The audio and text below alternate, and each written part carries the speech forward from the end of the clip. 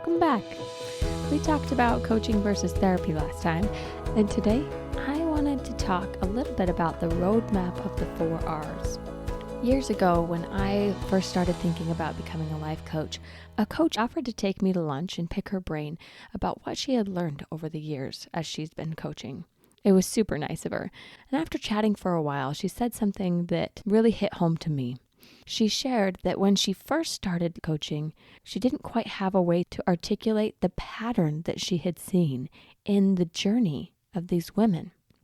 Time and time again, she'd watched women go through similar ups and downs, similar awareness phases, and it wasn't until years into her practice that she captured it in a way that could help these women know what a typical journey even looked like.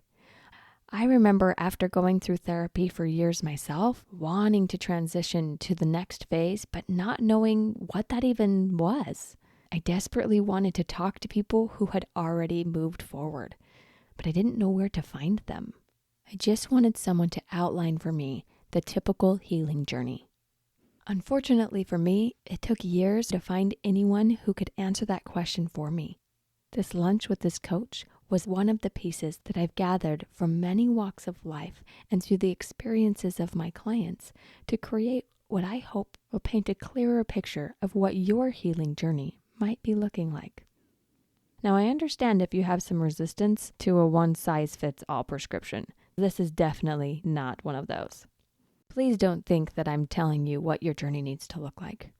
I also think if you open your mind and approach this with curiosity, you might just find the next step for your journey.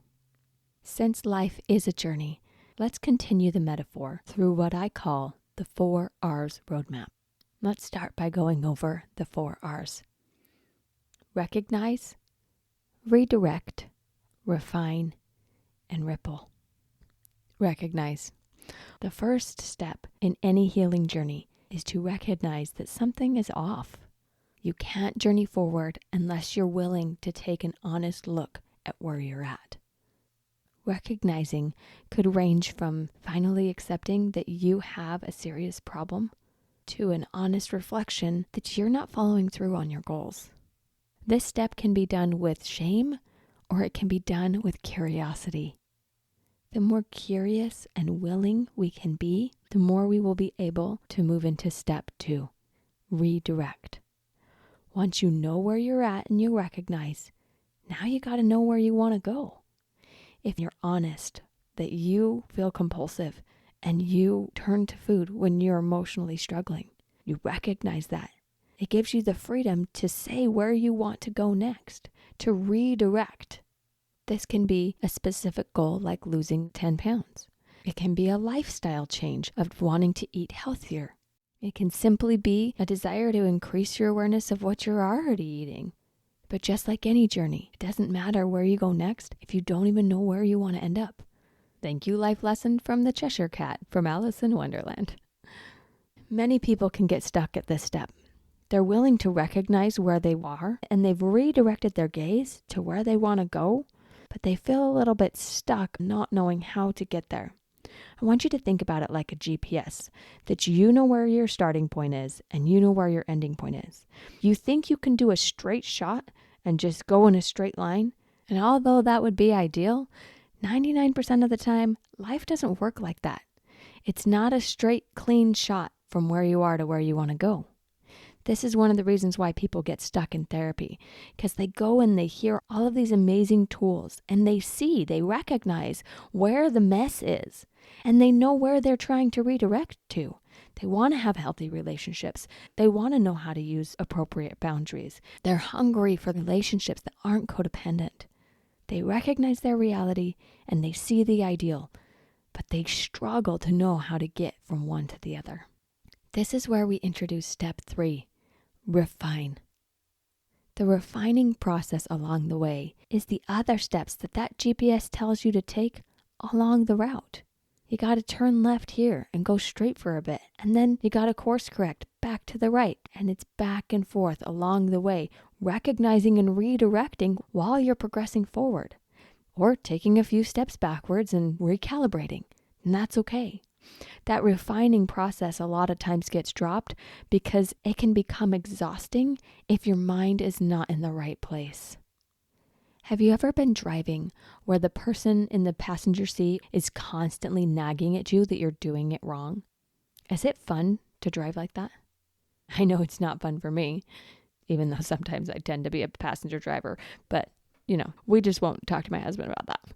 But really though, it's no fun to try and drive if you've got a negative voice constantly nagging you. So people don't do it. They see where they are and they see where they want to go.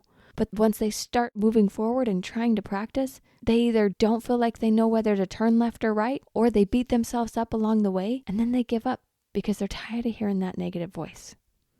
True healing comes when you embrace the refining phase, refining your relationship with the journey, your relationship with yourself, and your relationship with your goal along the way. That refining process takes some effort. And it takes some time. It requires self-compassion and patience. It also requires momentum and commitment. All of these are learned skills that life will teach you organically along the way if you're willing to listen. This refining phase is also where a lot of people get a life coach, because it's easier to know where you're at on your journey if someone else has an aerial view where they can see things that you can't. They're not going to drive your car for you, but they can help guide your journey and get you to the place you are trying to redirect to. Now, any seasoned therapist, coach, support person will tell you that you will never arrive. There's not a place in life where you can check the box that you have healed and there's no more growth. Because life is a journey where we learn and grow with lesson after lesson after lesson. So this is not a linear path of recognize, redirect, refine, and then we're done. You go in and out as you refine. One of the ways to embrace this process is to remember the fourth step, ripple. If you touch a surface of water, there will be ripples that go out from that center point, ripples that happen in your life. This touch can be one of the first three phases, recognizing, redirecting, or refining, and it will have effects on your life that you might not even know. But after a while, the rings from that ripple get farther and farther away from where you touched the water. It requires that you touch it again for that ripple to start again. Step 4 is seeing the ripples in your life and seeing where you want more ripples. It is also recognizing that you have a light and an influence within you that ripples out for the people around you. Choosing to ripple on purpose is one of the most empowering pieces of your healing journey. With that forward focus, you can see new opportunities to be your best you. At this phase in your healing journey, it can be exciting to see where else you can have an effect in your life. If you had worked on your relationship with food, what about your relationship with your family? What about your relationship with God? What about your relationship with yourself? You see those ripples going out with each new path you choose to walk. But then there's a rock and you stumble on it again.